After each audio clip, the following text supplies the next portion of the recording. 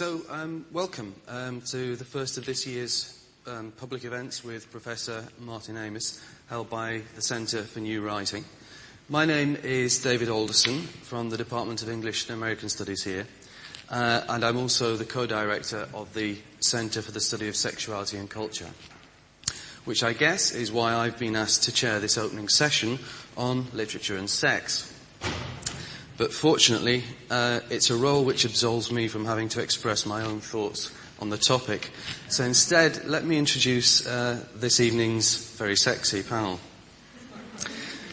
Martin Amis is by now a familiar figure in Manchester, not merely through his formidable reputation, but as a result of having taken up the position of Professor of Creative Writing here in 2007. Sex as a preoccupation of his fiction was announced in his very first novel, The Rachel Papers, which dealt hilariously with the dual sexual and intellectual obsessions and ambitions of its teenage protagonist. Lots of sibilance coming through from this direction. I don't know if it's your impression. And sex is always inseparable in his fiction from the social personae of his characters, as it is, for instance, in the inversions of success in the book which carries that name. His forthcoming novel, The Pregnant Widow, explores the meanings and consequences of the sexual revolution of the 1960s, and from what I've been able to glean, promises a provocative engagement with feminism. Carol Mavor is Professor in the Department of Art History and Visual Studies here at the University of Manchester.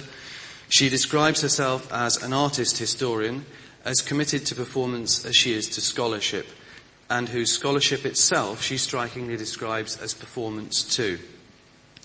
Her major publications include Pleasures Taken, Performances of Sexuality and Loss in Victorian Photographs, Becoming, The Photographs of Clementina, Viscountess Howden, and finally, and most recently, Reading Boyishly, Roland Barthes, J.M. Barrie, Jacques-Henri Latigue, Marcel Proust, and D.W. Winnicott, an intriguingly eclectic list which indicates the breadth of her artistic, theoretical and literary interests. Will Self's credentials for taking part in this event, and I'm not sure if he'll thank me for saying this, include a recent Bad Sex Award nomination from the Literary Review. Not the first, if I remember rightly. But such a nomination perhaps better illustrates what popular assumptions are held about what constitutes good sex in literature, which is, after all, often banally and predictably erotic or cringingly sentimental. These are adjectives that could never be hurled at Self, whose satiric and surreal writing explores philosophical, ethical, and political propositions and dilemmas even through sex, as in his collection of two novellas, Cock and Bull, which interrogates the relations between biological sex and gender through two characters who grow inappropriate sexual organs, or in his later novel, Dorian, An Imitation, which updates Wilde's original by focusing on the relations between Thatcherism, Blairism, gay subcultures, and the politics of all three, and all in relation to the AIDS pandemic. Will's more recent books include the collection of short stories, Liver, and a novel, The Butt, which I should explain in this context refers to a cigarette. I'm going to invite each of the speakers to talk in turn, and then we'll be opening up for discussion and debate. So, first of all, Martin, would you like to kick off? Sure. Good evening, and thank you all very much for coming. And you can all hear me, I hope. I used to have a running argument with my father about sex in literature, and he said that it couldn't be done. Because, for this reason, and I think it's the most powerful argument. He said the trouble with sex is it de-universalizes any character who indulges in it. That is to say, you can have a minor character with various foibles, but as soon as it's a central character, you begin to show your peculiarity. If heaven forbid you ever watch pornography, you'll notice that you keep saying, "Oh no, don't do that." No, not yet. because your own quiddity, your own quirkiness is coming out. And this, he says, is disastrous in a work of literature. Now,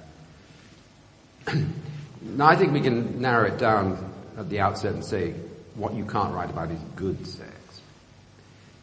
This really is impossible. There are certain areas where literature can't go. Dreams is another one, although there are many brilliant exceptions. But Henry James was probably right when he said, tell a dream, lose a reader. I think you can tell a dream for a couple of sentences, and then suddenly you're lost in this trail of again, peculiarity. You lose the broader picture. You can write about bad sex, and there's been a lot of good stuff about that. The fiasco, getting entangled in your zip, that sort of thing. But we'll come back to this. I'm just going to give us a surreal history of sex in Anglophone literature, with many gaps in it. But we accept that there was the sort of bawdy period of Chaucer, where certainly it was considered all right to have some filthy miller telling of his exploits. But at the same time, you have around them, tucked away in dialogue, you have the Gawain and the Green Knight, which has a very elaborate, very erotic, recurring scene of sexual temptation, which would have been, sort of 13, 1400. Then you get Shakespeare, in the sonnets particularly, and the metaphysicals. And it may even be that this was a kind of peak for writing about sex, for reasons that I'll come back to. But it seemed possible, particularly in Donne, to write brainily about sex and love. Then something happened, and literary criticism calls it the dissociation of sensibility. And what supposedly happened, or arguably happened, was that the poet, the writer, was no longer able to think and feel at the same time. That sensibility became split.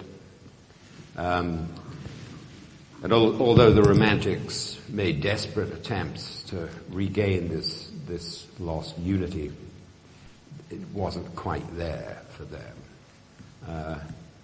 My father and Philip Larkin used to share a copy of Keats, who was perhaps with Byron, the most eroticized of the Romantics. And there's a line in Lamia, I think it is, or either St. Agnes, where this lover who's been stalking this mistress figure eventually gains access to her room, and the line goes, and into her dream he melted. And Larkin had written in the margin, there was lots of filthy annotations. Oh, you mean he fucked it? But there were ways of writing about sex before it was all right to write about sex. Now, I'll give 3 brief examples. In Dickens, in Hard Times, Louisa Gradgrind is marrying the middle-aged Mr. Bounderby, I think it is. And she goes to see her father, Gradgrind, who's the utilitarian, the man without any imagination at all. And he said, I don't see what objection you have to marrying Mr. Bounderby, who's old and fat.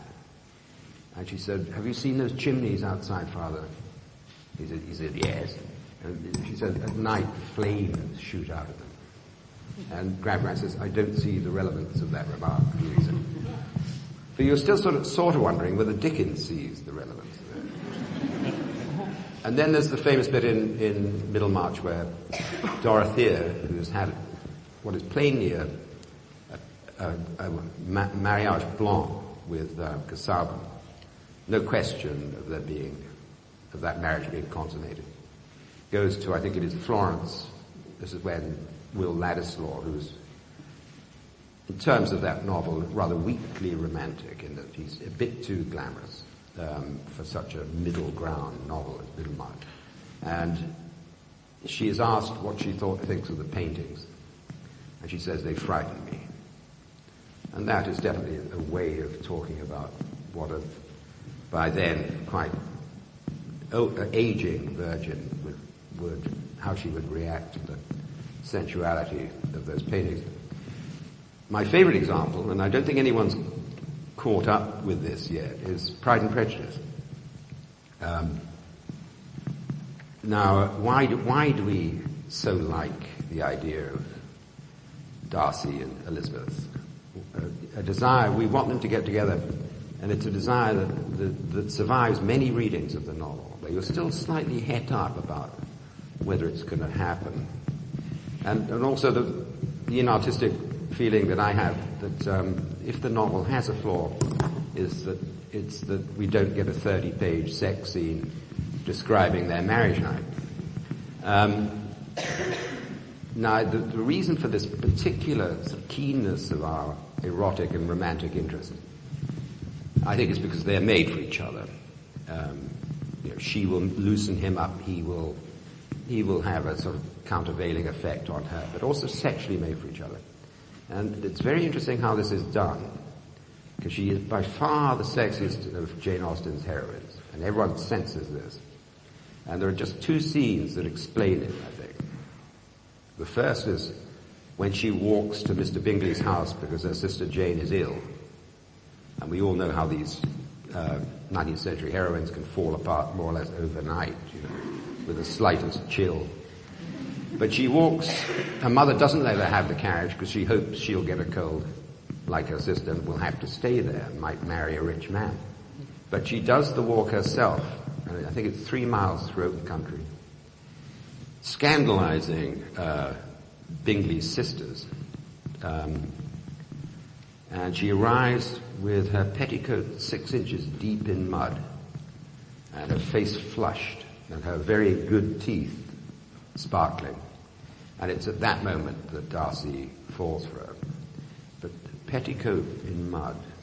Now, this would mean nothing, perhaps, except if we link it with a later scene, very near the end, where she tells her father that she wants to marry Darcy. And it's all fixed with Darcy. This event that we've been thirsting for throughout the novel. And he said, I wouldn't dare refuse such a man, he said, but I must advise you very powerfully, Lizzie, not to accept him. You would be neither happy nor respectable in a loveless marriage. He says, I know your lively talents, Elizabeth, and in a loveless marriage, you would cease to be respectable. Now, what does that mean? There's nothing like it, remotely like it, in the whole of Jane Austen. And he's saying that unless it's a sexual marriage, you will stray. Very striking, I think. So we go on, and this great question in English literature we see in Richardson. Girls can't have sex unless they're drugged, basically. And Smollett is all about drugging girls. And Richardson very excited by this idea because it's the only way it can happen with a heroine, because she can't consent and she can't enjoy it. So drugging them is the only way. Now, in the 19th century, it becomes established that certain women do fall. And this goes right through George Eliot with Maggie Tulliver and into Hardy. And then the real hinge figure or bridge figure is D.H. Lawrence. And by God, he got into a lot of trouble for it. And it wasn't just Lady Chatterley. Women in Love, he was summoned for libel. The Rainbow, again, summons for obscenity.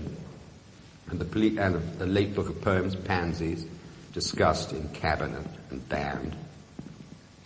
And of course they were watching him all the time anyway because he's married to a German woman.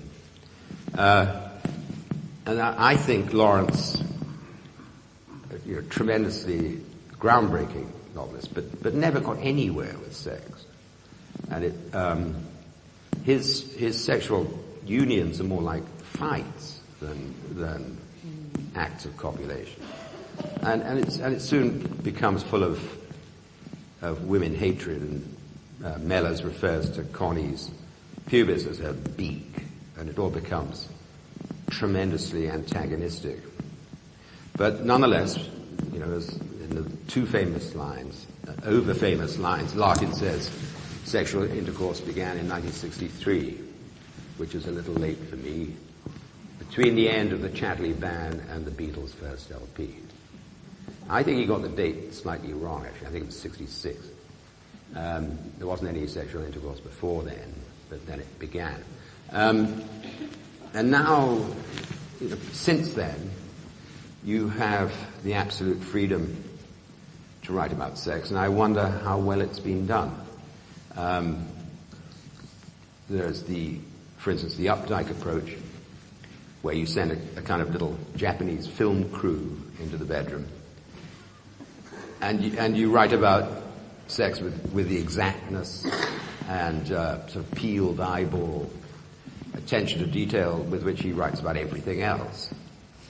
And it sort of makes me squirm a little bit. You get Nabokov, where I think he's consistently good on sex, but the great flower of this interest is Lolita, where the sex is in its nature slightly comic and very macabre. And I think that novel works out beautifully. And Marley is a great novel. But it sort of shows that you have to come at it from a certain angle. Now, I learned something in my memory about why you can't write about sex. Very peculiar activity, sexual intercourse. Has two unique characteristics. It is indescribable and it peoples the world. Now, there's really do mark it out from all other fields of human activity. But once when I was writing a piece about escort girls, this was in the early 1970s, I went to an escort agency and found myself surrounded by big brochures of all the girls who were attractively photographed, and there were their vital statistics and other bits of information. And in just remembering that scene, I thought, that's the great corrupting thing, you see, that this is the brothel goer's mad power, that of choice. Mick Jagger has a choice.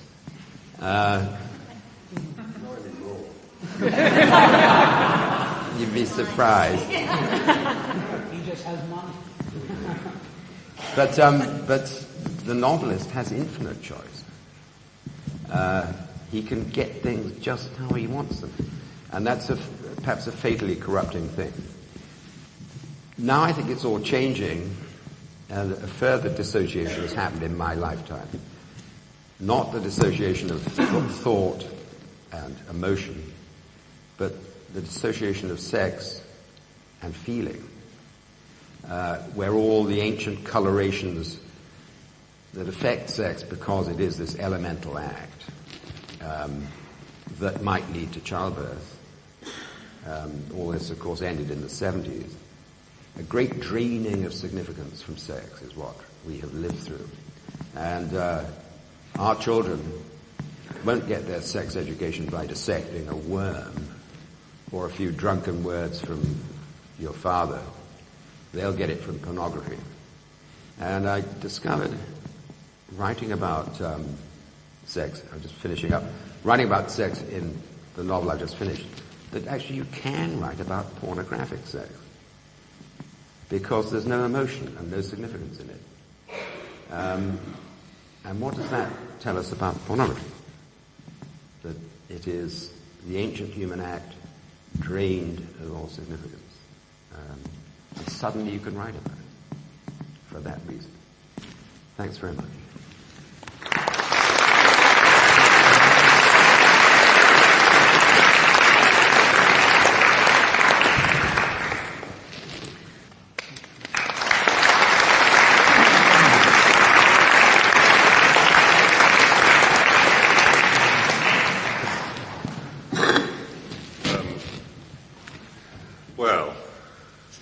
I do think that Proust becomes a lot sexier when you realise that Albertine was in fact Marcel's Belgian chauffeur, Albert. And I was very interested to hear what Carol had to say, and very interested to hear what Martin had to say, but I don't feel that I can entirely concur with either of them, both for practical reasons, because we then have nothing to talk about, but also for rather more genuine ones.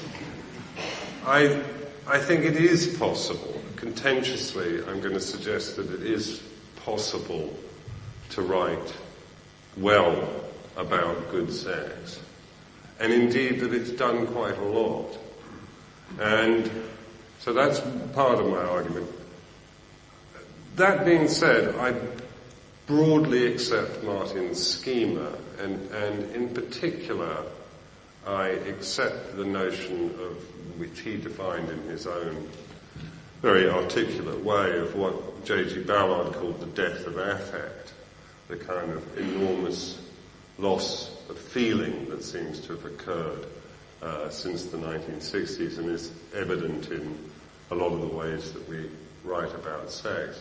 But what occurred to me listening to both of them were several things. It was, the line from the Song of Solomon, "Thy belly is like unto a heap of wheat," which is dead sexy and gets repeated actually in the John Cheever story, The Swimmer, and then is memorably put into the mouth of Burt Lancaster in the film adaptation as he croons over the golden belly of the nubile daughter of one of his swimming pool owning neighbours.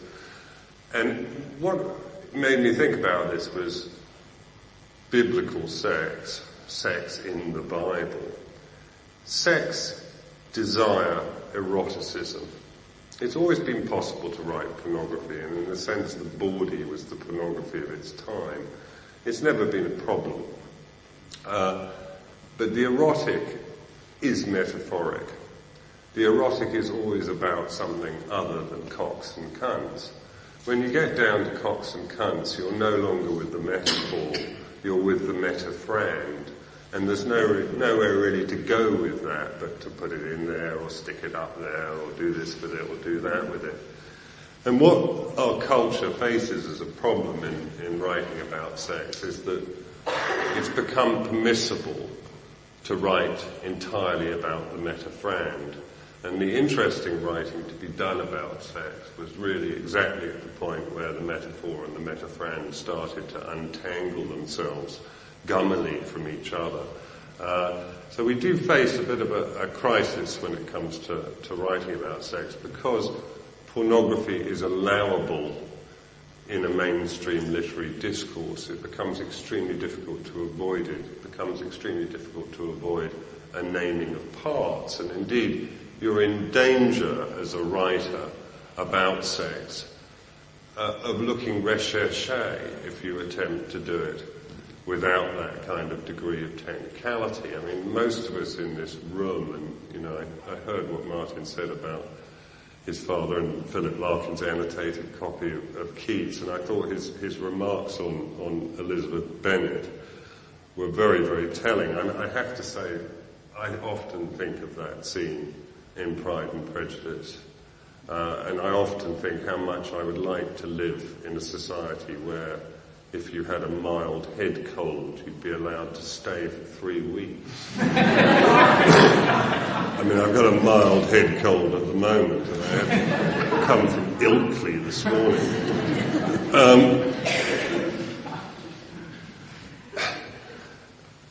But I do think it's possible to write about good sex, but I think it becomes very corrupting, this business of the naming of parts. And I think one of the problems that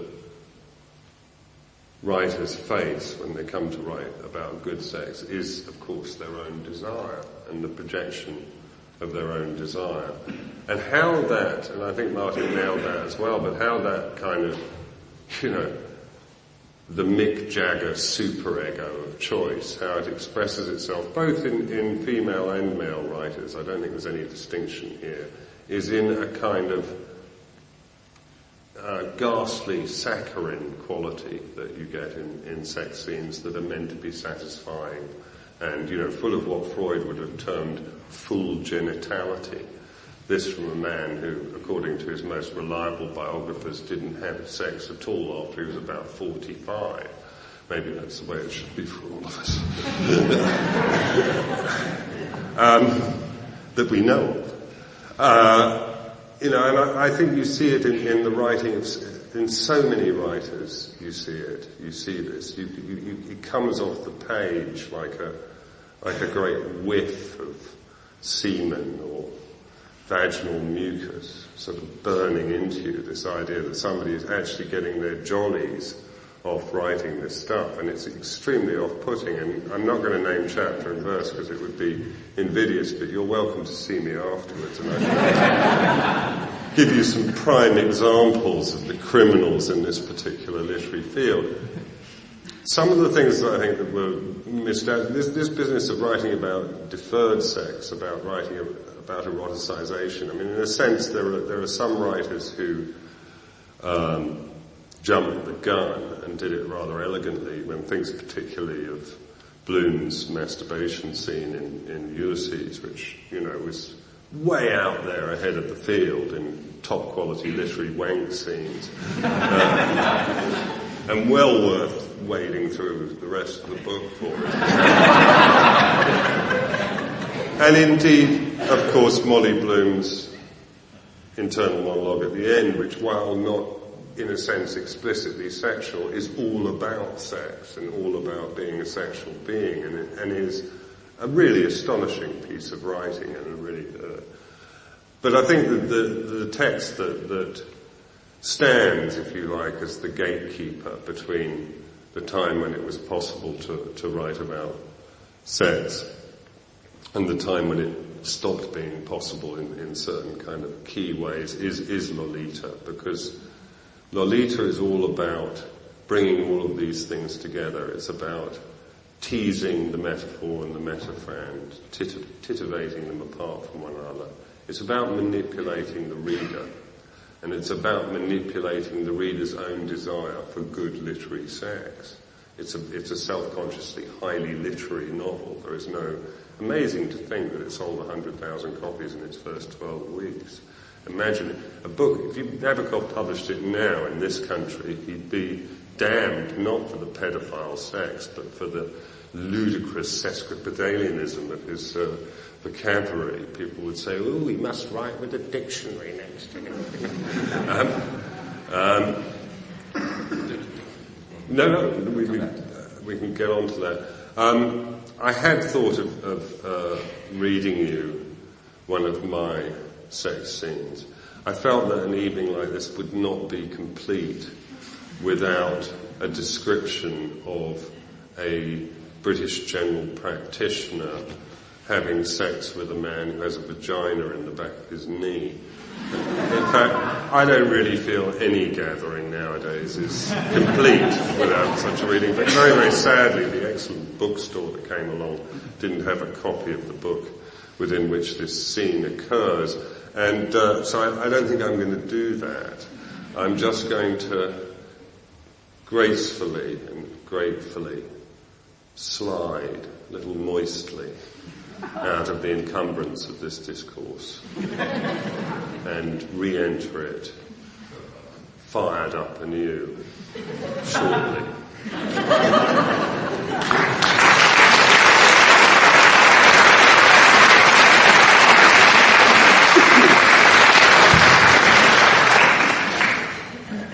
Thank you, three of you. I wanted to start off with a question which was Martin's first point about the universality and the de-universalising feature of sex in literature.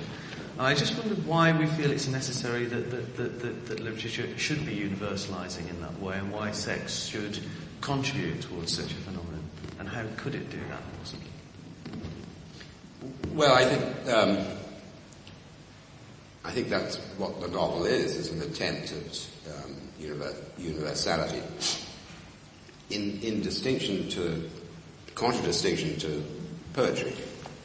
I wish I knew this off by heart, but I don't quite. But we think of Auden's poem, Auden's sonnet, The Novelist, where he begins by saying, encased in talent like a uniform, the poet, has all these characteristics. He dies young. Poets can dash forward like hussars. They amaze everyone. But and then he comes to the novelist and says, theirs is a different kind of endeavour, that they have to be every man, with the boring with the boring, with the filthy too, and in their own person as best they can, just absorb all the wrongs of man. It's very approximate. The poet isn't universal. That's why we love poets. They're impenetrably just themselves. Whereas the novelist, being dependent not on inspiration in the sense of a flatus, but being dependent on the grindsman. Novelists are grinders. They have to be. These pieces of prose that take them 5-6 years to write. It's a different kind of approach, and despite all the million ways of doing it, the million directions coming at it, there is some spirit level that they all aspire to, and this is always completely upset by sex. And I think we're all according Lolita a kind of central role or a central place, but it did skew the late Nabokov. The last decade of his life is sort of, he wrote a novel in the 30s in Berlin called The Enchanter, which is the prototype of Lolita. Same plot, marrying the mother, drugging the girl, and it ends very crudely with a horribly described near sexual violation of the insufficiently drugged girl. And then she screams very sort of terrifyingly at him, and he runs out of the hotel and throws himself under a tram. Now in Lolita, the sexual comeuppance is much more, infinitely more complicated, and I think perfect. But then after that you get you get Arda, which has a terrible sort of romp feeling about it.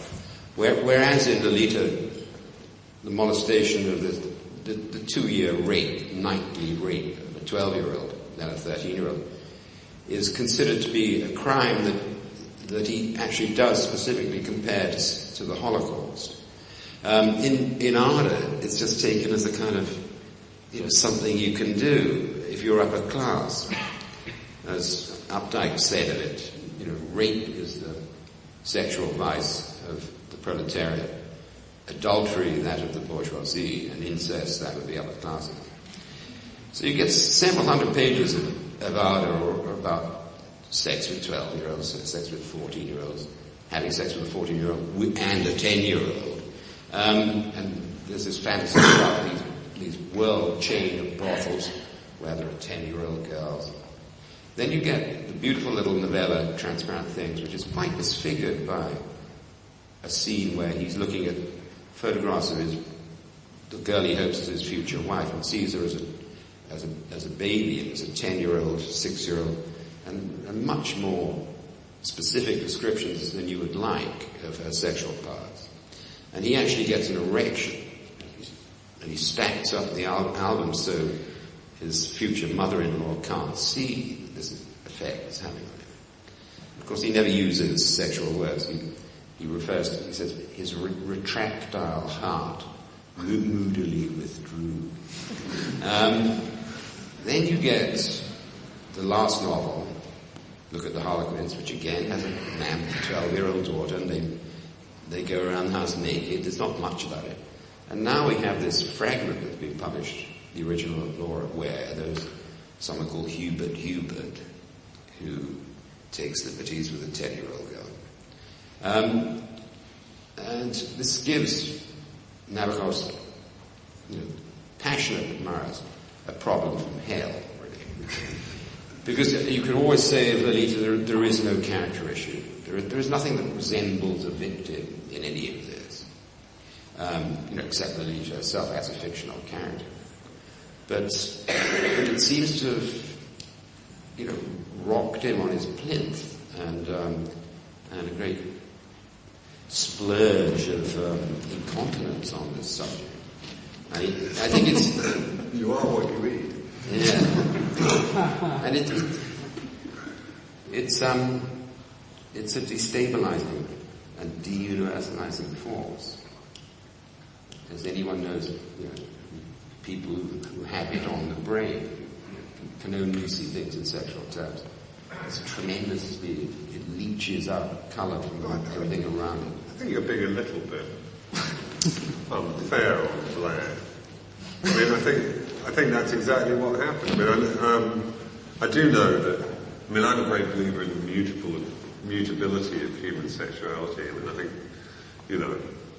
most of us, if we were in jail, would do that. And if we don't already, and that's cool. And I know that I think there's very few people whose sexuality isn't mutable in some way. I know that when I was writing Dorian, which is a gay novel, and I'm ostensibly a straight man, I became very gay, and very happily gay, and started, dreaming, having erotic homosexual dreams, started fancying men, and in order to justify this, in fact, if you're really on a rainy Thursday afternoon, you can go and look this up online, wrote a number of pieces in which I argued quite strenuously that everybody really, really was gay, and that we were soon going to be in a kind of post, gender-based sexuality world. And I sort of came round from this madness about 6 months after I'd finished the book, and clearly Vlad just didn't kind of get down. So you cottaged for a couple of months? I didn't actually cottage, no. Just didn't have the energy for the whole, what Father Ted memorably called the whole rough and tumble of the gay lifestyle. But I certainly was kind of up for it. Somebody brought the cottage to me.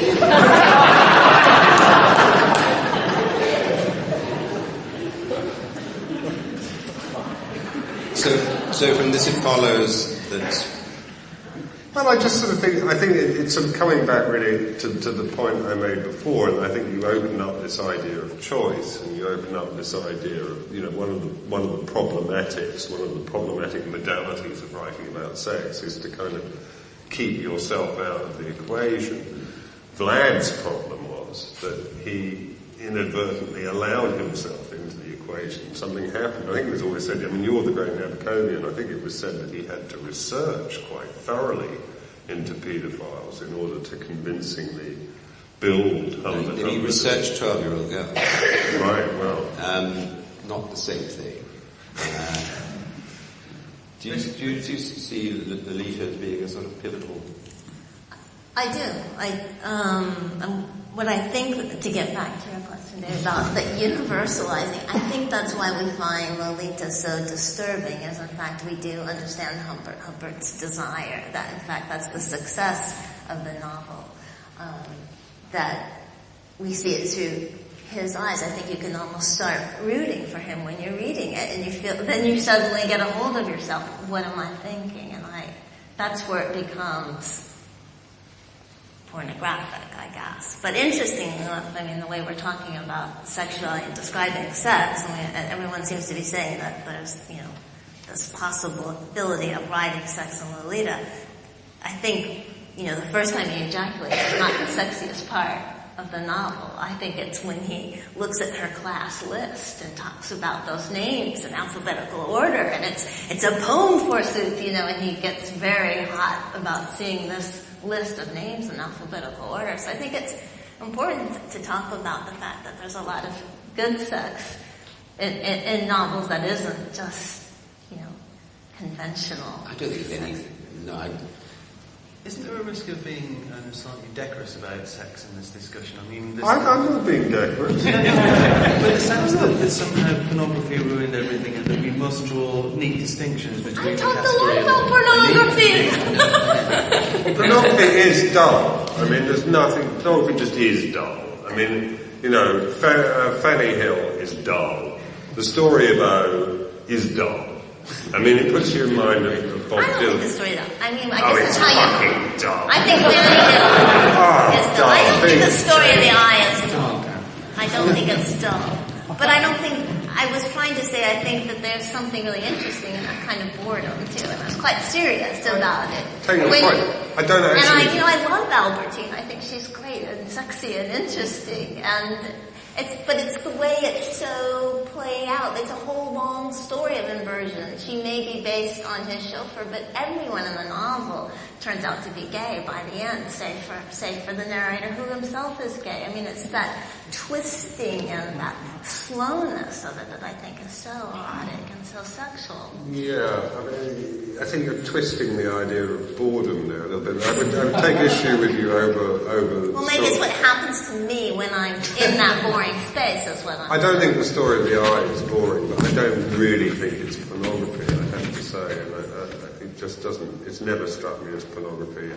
I think Bataille was one of those French men who, quite addicted to prostitutes, quite keen of his image as a decadent, quite intent on it. He wrote that book, Erotism, absolutely kind of obsessed by it, but rather over-egging it. It puts me in mind, I remember being on Apostrophe with Michel Houellebecq, and there were all these critics around talking about his novel Platform, and absolutely getting incredibly steamed up on that platform. All these kind of a gaggle of septuagenarian French literary critics who quite clearly hadn't had a shag in years. And Houellebecq said to me afterwards, "What did you think about that?" And I said, they just kept on talking about this because they're not getting enough sex. That's what Foucault says. That's why we're all here. It's the regressive hypothesis, but I didn't want to admit it. On that point, I'll open up to questions. Who'd like to kick us off? Over here, down at the front. Do you want to wait for the microphone to arrive? A very phallic microphone instead. Yes, that's why a lot of people are intimidated by them. I enjoyed, by the way, Will Stubbs, your interpretation of Dorian. And I thought it was very interesting how you encapsulated the total hedonism of the 80s when it clearly was set. And I thought suddenly it was a book that could be rewritten every 50 or so years. Whether it will, I don't know. It's my novel, Dorian. Dorian, yeah. But you know what, of course, Joyce said about... Joyce wrote a monograph on Wilde's Dorian Gray in 1922, and Joyce said that, he liked the picture of Dorian Gray a lot, except that Wilde had lacked the courage of his own invert convictions, and that the novel should have been explicitly homosexual, because of course it is a gay novel. Wilde's original is a gay novel. There's nothing remotely believable about the femaleness of the female love object in it. So I was really only following up on that. I'm not sure whether it can in a way be rewritten, because I think what is fascinating about gay sexuality and the particular history of writing about gay sexuality is that in a way, what Wilde understood was that the gay subculture of London in the 1890s was the avant-garde of human sexuality. That was the way that everybody was going to go. He kind of got it. We were all going to end up as dilly boys and girls. So, I think that's really what I was trying to express in the book.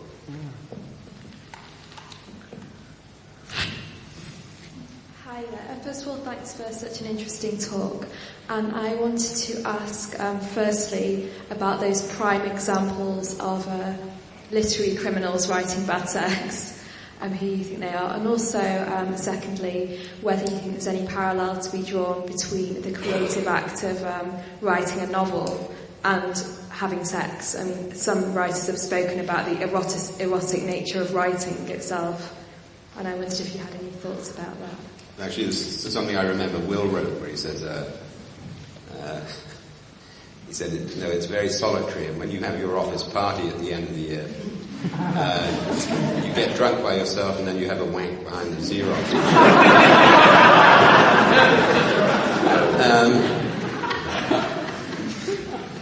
Well, I mean, this brings up the huge question of the connection between the creative and the erotic. And they are inextricable. And also it's horrifyingly onanistic in that it's just you. And the definition of a novelist, even more than a poet, is someone who is most alive when alone. So that is an unavoidable connection. Well, I guess just generally the whole construction, I mean, someone like a theorist like Teresa Dilaurentis says that desire itself is a kind of narrative, and so, we're all sort of writing and trying to, she says, when she masculinizes it, this masculine figure is trying to move through this feminized space, as a sort of acidic environment around it, she sounds like sperm going after the egg, may the best man win, and you have a kind of climax, and that's the way narrative tends to work. And even when we try to write anti-narrative or narrative with a vengeance, we still have that structure of that kind of sexual climax in mind. I think that's quite interesting to think about. The 3-act problem, in other words, is sexual. I don't see many pre-epic hands out there. Oh! I just wonder if Sebastian Faulks is one end of the scope. If someone like Pierre Guillotin, who masturbates while he writes, would be at the other? I don't know who Pierre Guillotin is. He's not staying at my house. Certainly not at your desk. Really. I think one of the problems is, a writer who I think is interesting and of course wrote a lot explicitly about sex would be William Burroughs, but I think there's a problem with, writing about sex that in a sense one doesn't identify with, and, it makes me think of Dylan's line in Highway 61 Revisited about Burroughs, I wish I could give Brother Bill his big thrill. I would put him in chains at the top of a hill and send out for some boys and Cecil de Mille. He could die happily ever after. And you sort of think, yeah, I really don't want to die with you. Thank you very much.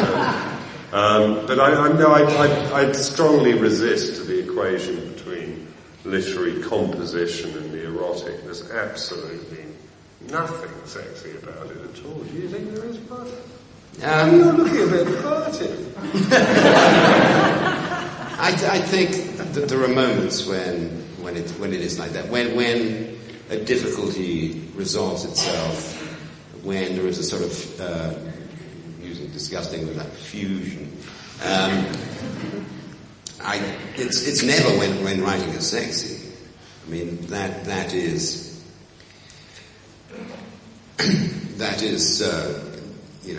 if you find yourself getting excited when you're about to write a sex scene, then you should have a cold shower. In fact, you know you're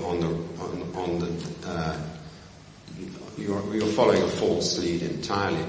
I mean, it is marvellous and marvellously funny and marvellously transparent when you see a novelist trying to build themselves up in this way. Satirized by Kurt Vonnegut, who has one of his characters typing out a sex scene. It goes, "She let out a groan, half pleasure, half pain, brackets, how do you figure a woman? As I ran the old Avenger home." And there's a very minor novelist called John Braid who wrote a famous book called Room at the Top, and later a TV series called Light at the Top. One of his last novels begins, my mistress propped herself up on the pillow, covered her enormous breasts, enormous and shapely breasts with the sheet, and said, "It's just not fair." She said, "Look at you. You're a world-famous novelist, and you have the body of a young boy. Also the energy. I mean, you're just amazing. I mean, the way you can go on all night." And she goes on like this for pages. Thanks a little. I mean, when the novelist can't, this is a male sin in my view.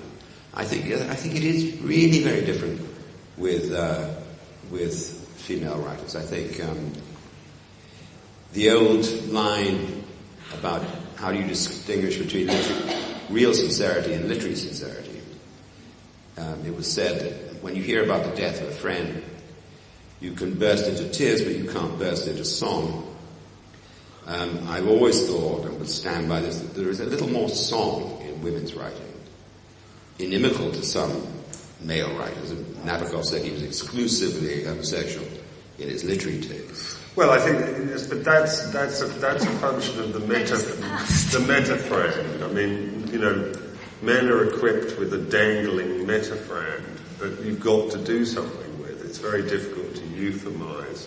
And I think that the actual kind of geometry, I think this is a physiological problem, the actual sort of geometry of desire is different for women. And I think that... Women don't need to stress their strength as men. They don't need to stress their strength. But, you know, women writers can be as guilty of let's call it the crime of choice.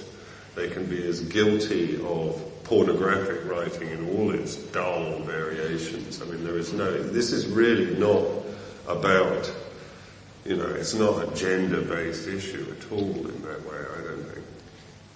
Well, I think that the experience is gender-based, all right. I mean, I don't think it's an equivalent experience. I mean, that is an old equalitarian argument from 30 years ago. And if it's different, and it must be, then there must be different ways of writing about it. Who are these girls who write? Can we take over?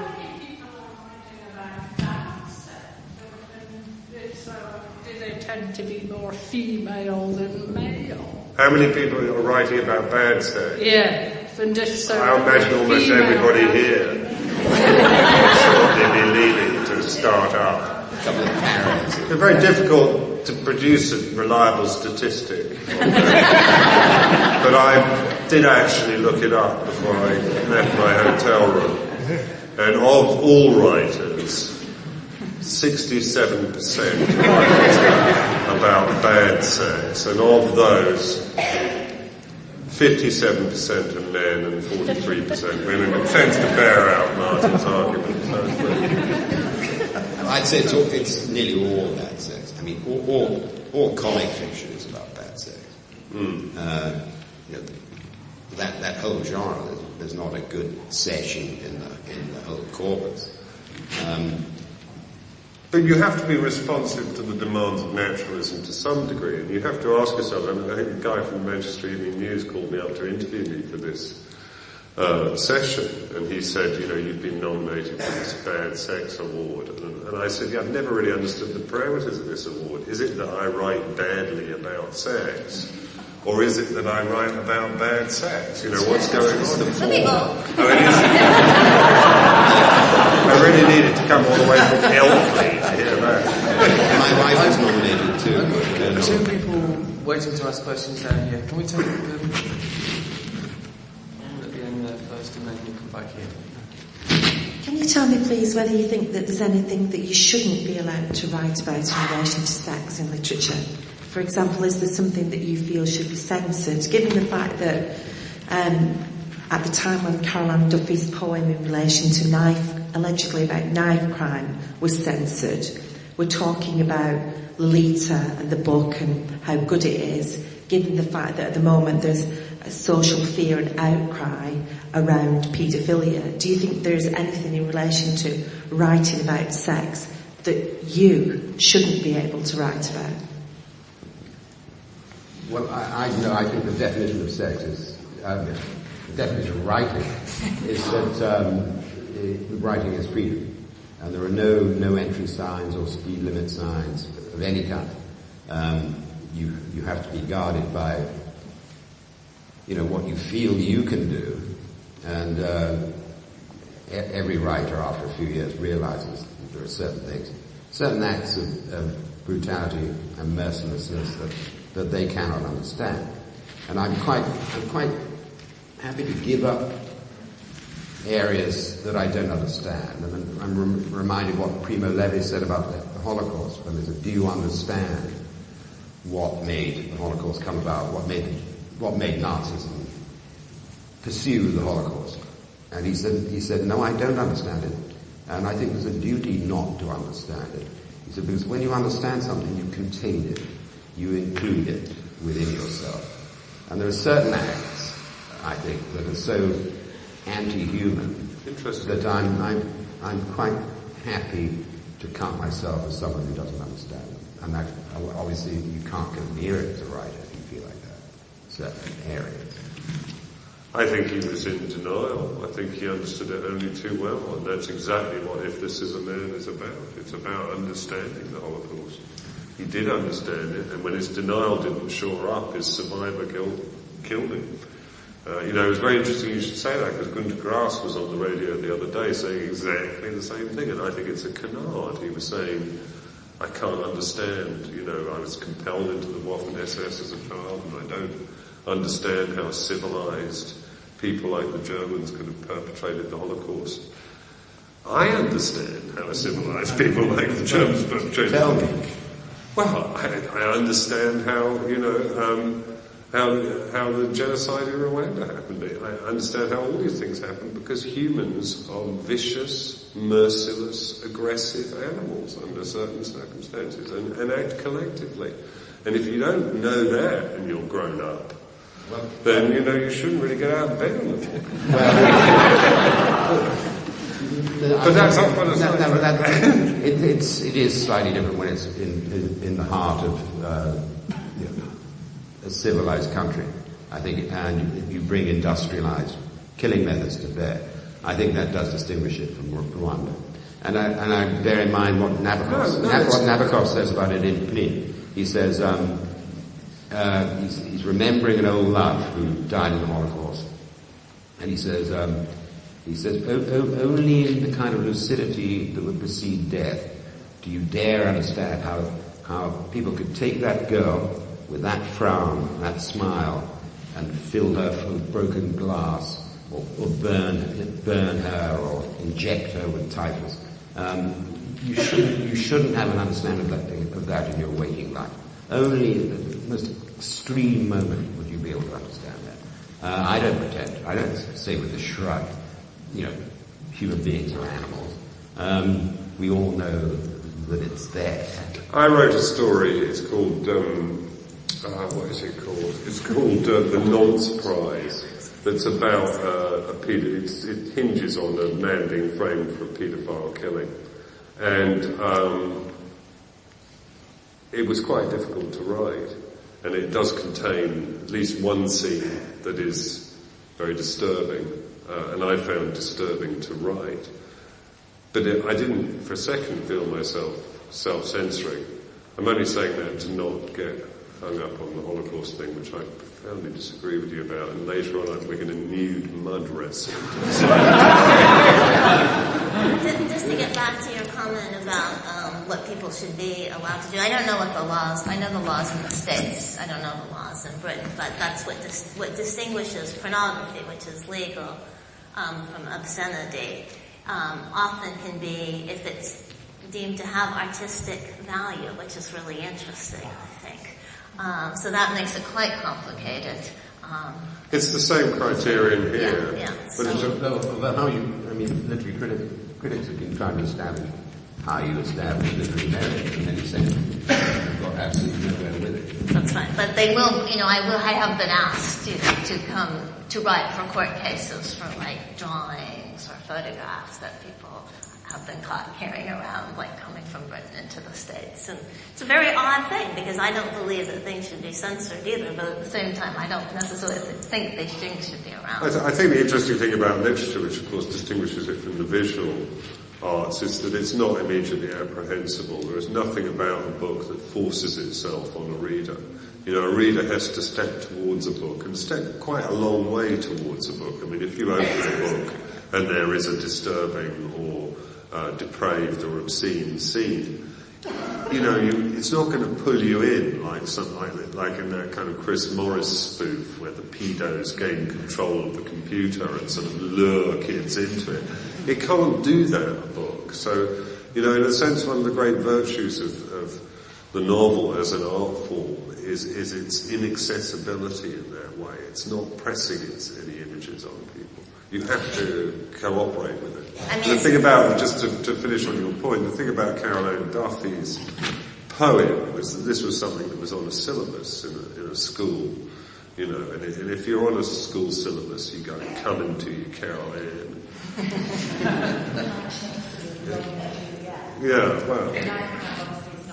Yeah, but that's not the point. There's a modishness about these things, isn't there?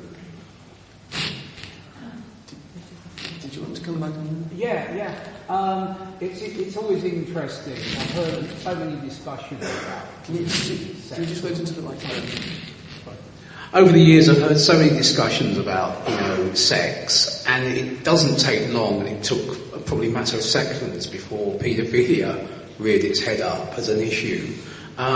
Isn't it easier, or rather, isn't it easy to justify paedophilia through very nice writing, and somehow, as part of a process of desensitizing people to the subject, is there not a responsibility from writers to sort of, I wouldn't self-censor, I hate to say that, but otherwise they could be accused of desensitizing people to very emotive issues. But how could you say that Lolita desensitizes, for example, the reader? I think it's just the opposite. Can I take the question over there, and perhaps in conjunction with the one we just had? Thank you. I was just moved to join the debate because of the direction it's going in terms of censorship. I thought it was interesting that Martin Amis started this discussion and brought up the subject of Lady Chatterley as being the start of sex in Great Britain, of course when the ban on that novel was lifted. I think it's very dangerous for anybody, critic, reader or author, to impose censorship on any form of art. It's down to the individual who responds to that piece of art to make a moral judgment for themselves in response to that.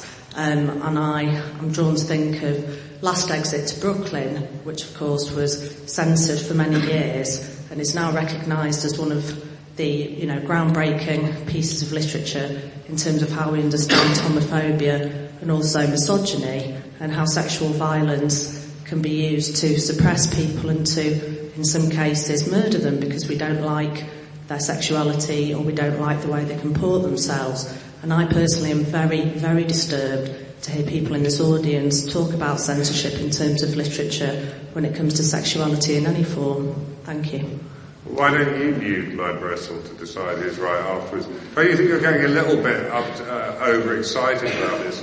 The problem with our society is not any censorship It really isn't. You can say anything you like in this culture. The only problem is that nobody's listening anymore because they're reading some blog by Gary down the pub about a terrific wank he had last night. I mean, we live in a society that is stunned into inertia by the plethora of available transgressive art forms that they have. Think back, sod Hubert Selby in Last Exit to Brooklyn. Joyce couldn't get Dubliners published for 12 years because it had a mildly cheeky remark about the then Prince of Wales in it, which he wouldn't compromise.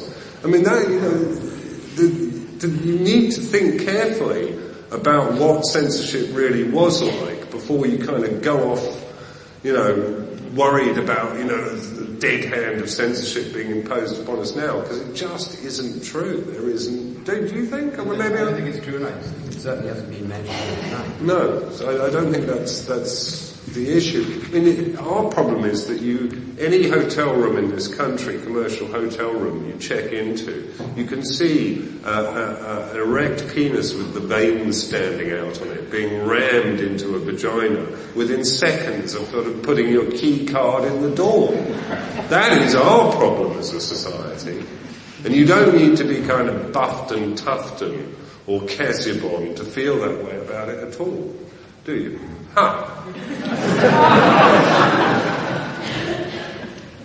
I'll take one final question over here. Excuse me, can you just wait till the... Yeah, wait for the microphone. Everybody's going off early. Given that's the case, and we've talked earlier this evening about the disassociation between sex and feeling, then where do we go from here? I mean, is there anything more to write about? Given that we can see these things when we go back to our hotel rooms, it's all out there. Pornography has now replaced sex in a way, in terms of our discourse on sexuality. I mean, where does the novel go? Is there anything left to say? What about voice? I mean, I was thinking about that when you brought up William Burroughs, that we talk about the form of the novel or the narrative, but I think it's the voice that makes it erotic or makes it sexual. And I was thinking even the difference, I'm not sure what to do with this, after hearing William Burroughs speak and then reading his writing, and then how that has a certain kind of effect on it as well. I think you write about, it comes back to the question about the universalizable thing. I mean, it always strikes me the interesting thing about novels is that it's not without accident that the slang term for the instructions for an appliance is the book of words. And novels are the kind of books of words. And, they are instructions in a way. They're instructions about how to do all sorts of things and to feel all sorts of things and to think about all sorts of things.